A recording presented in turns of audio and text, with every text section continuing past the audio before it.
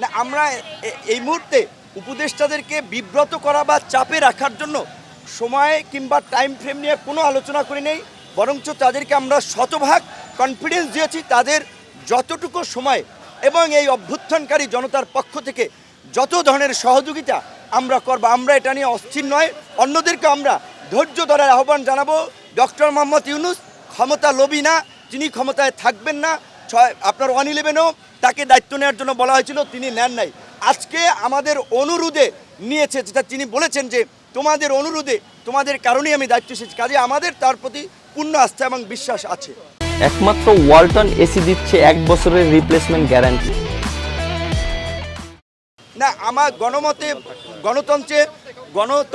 গণতন্ত্রে বহুমত বহুপথ থাকবে, কিন্তু পৃথিবীর বহু দেশে নজির আছে যে মানবতা বিরোধী অপরাধে জড়িতদের বিরুদ্ধে আইনগতভাবে পদক্ষেপ নেওয়া, তাদেরকে নিষিদ্ধ করা। জার্মানিতে নাৎসিদের নিষিদ্ধ করা হয়েছে, আপনার ইটালিতে মুসলিনের পার্টিকে নিষিদ্ধ করা হয়েছিল। এবং আমরা বলেছি এই যে বিচার হবে, জাতিসংঘ আপনারা জানেন পূর্বেই একটা আন্তর্জাতিক তদন্ত করার আগ্রহ পোষণ করেছে। এই মানবতা বিরোধী অপরাধেও আমরা আন্তর্জাতিক সংস্থাকে যুক্ত করেই তদন্তের একটা নিরপেক্ষ তদন্ত এবং দায়ীদের বিরুদ্ধে সেটা প্রশাসন এবং রাজনৈতিক দল সকলকে যুক্ত করে বিচারের মুখোমুখি করার আহ্বান জানিয়েছি।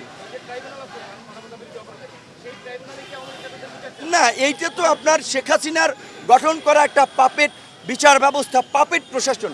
এই প্রশাসনকে ঢেলে সাজানোর জন্যই কিন্তু আমরা বলেছি বিচার বিভাগ সহ প্রশাসনের সর্বস্তরে এই ফ্যাসিস্টের সহযোগীদের চিহ্নিত করে দ্রুত চাকরিচ্যুত করা, তাদের বিরুদ্ধে পদক্ষেপ নেওয়া এবং সৎ দক্ষ পেশাদার অফিসারদেরকে দায়িত্ব দিয়ে আইন শৃঙ্খলা পরিস্থিতি স্বাভাবিক আনা। এই দায়িত্ব আমরা সুস্পষ্টভাবে আমাদের 14 দফার মধ্যে জানিয়েছি।